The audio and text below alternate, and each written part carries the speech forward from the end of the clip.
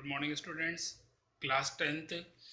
आपको जैसा कि यहाँ बताया कि आपका जो चैप्टर है 4th नंबर मनुष्यता, और मनुष्यता चैप्टर के अंदर मैंने जैसे कि कल आपको समझाया था कि किस प्रकार से कवि मैथिली शरण गुप्त हैं, वो राष्ट्रवादी कवि रहे, उनकी राष्ट्रीय विचारधारा रही है और राष्ट्रीय कवि अपनी कविताओं के माध्यम से देश प्रेम की भावना का संचार करता है।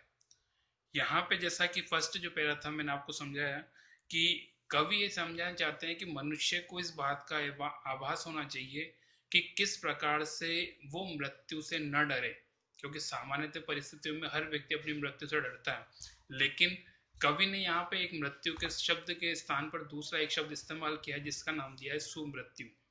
अगर कोई व्यक्ति ऐसा है जो अपनी मृत्यु को परोपकार करते हुए पाता है, या कह सकते हो कि दूसरों के जन कल्याण हेतु अपनी मृत्यु को पाता है, तो ऐसे व्यक्ति की मृत्यु मृत्यु नहीं होती बल्कि वो सुमृत्यु हो जाती है। और ऐसे व्यक्ति के लिए कवि कहना चाहता है कि ऐसे व्यक्ति का जीना ही जीना है, या दूसरे शब्दों में हम कह सकते हैं कि ऐसा व्यक्ति ही वास्तव में मनुष्य कहलाने का अधिकारी है। साथ ही लेखक कहना चाहता है कि अगर व्यक्ति सिर्फ अपने ही पेट के बारे में सोचता है या अपना ही सब कुछ करने के बारे में सोचता है, जिस प्रकार का एक पशु होता है वो अपने खुद के चढ़ने और अपने पेट भरने की बात को ध्यान में रखता है, ठीक वैसे ही अगर मनुष्य करता है तो वो पशु की भांति है, उसकी प्रवृत्ति पशु की तरह है। और इसीलिए कवि यहाँ पे कहना चाहता है कि संसार में वो व्यक्ति कभी भी नहीं मरता है जो दूसरों के लिए मरता है, अर्थात जो व्यक्ति दूसरों के हित में कार्य करते हुए अपना बलिदान देता है, अपनी मृत्यु को प्राप्त करता है, ऐसा व्यक्ति मरकर भी जिंदा रहता है लोगों की यादों में, लोगों के कार्यों में, और लोग उसे हमेशा अमरता प्रदान करते हैं, अमर मानते हैं। सेकंड पैराग्राफ है उसी उदार की कथा। यहाँ पे जैसा कि कवि है वो ये बताना चाहते हैं कि उदार व्यक्ति वो होता है जो दयालु होता है, जिसके मन में दूसरों के प्रति दया होगी, प्रेम होगा, वो व्यक्ति उदार होता है। और ऐसे व्यक्ति का गुणगान स्वयं माता सरस्वती करती है, तथा संसार के प्राणी जो हैं उसे पूजते हैं, अर्थात संसार में जितने प्राणी हैं वो सारे के सारे उसको सम्मान देते हैं, पूजा करते हैं।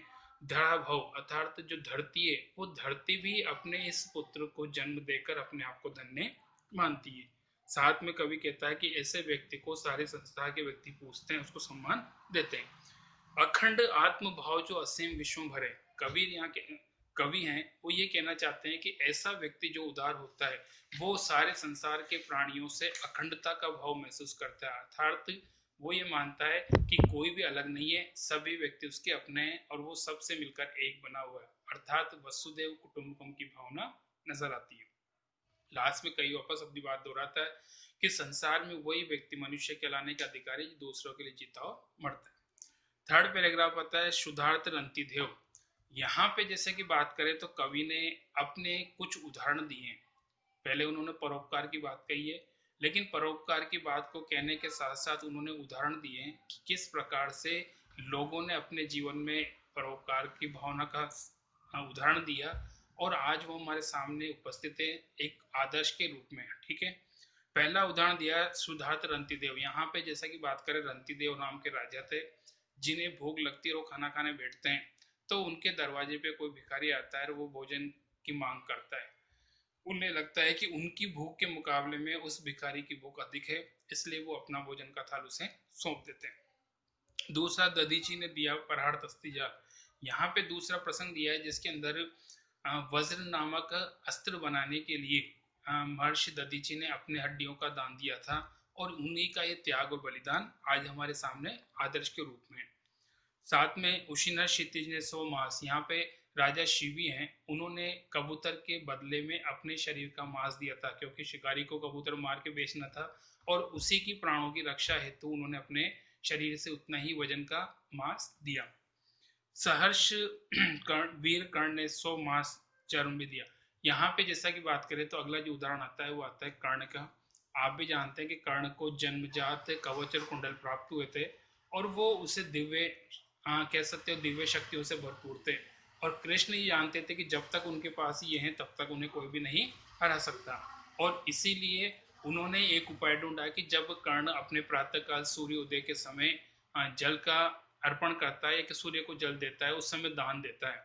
कोई भी याचक जो उसके दरवाजे पे आता है तो उसे मंचा दे देते हैं, और इसी कारण उन्होंने, उनके कहने पर कर्ण, इंद्र ने कर्ण से कवच और कुंडल का दान दिया।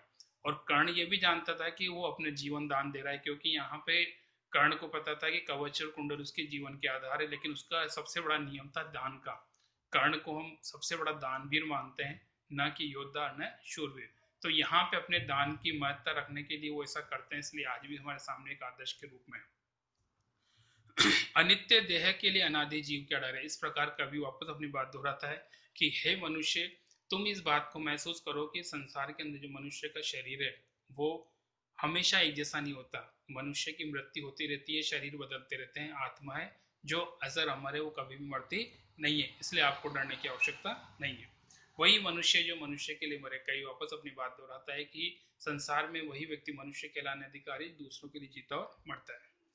फोर्थ पे रहता है सहानुभूति चाहिए। अब कवि यहाँ पे एक उदाहरण देना चाहता है कि दूसरों के प्रति जो प्रेम का भाव है, वो प्रेम का भाव सबसे बड़ी सहानुभूति का रूप माना जाता है। अर्थात अगर व्यक्ति दूसरों के प्रति प्रेम, दया, त्याग ऐसी भावना रखता है, सहानुभूति रखता है, तो ये एक बहुत बड़ी पूंजी है।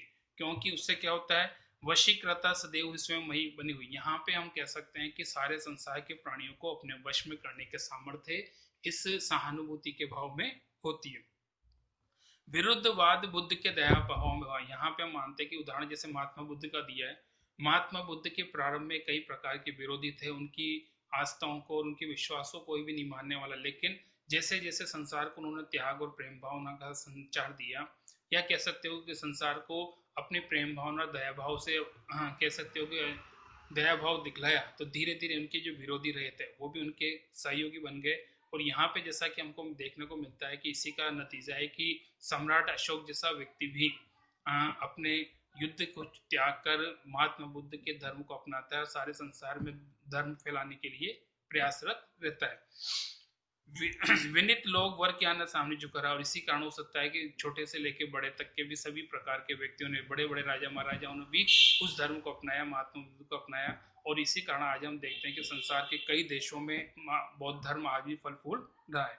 आहा वही उदार है परोपकार जो करे। वापस अपनी बात दोहराता है कवि कि संसार में वही व्यक्ति उदार है जो परोपकार करता था। दूसरों के प्रति प्रेम भाव और दया भाव दिखाने वाला व्यक्ति ही परोपकारी होता है, और सच्चा मनुष्य दूसरों के लिए जीता और मरता है। बाकी नेक्स्ट है।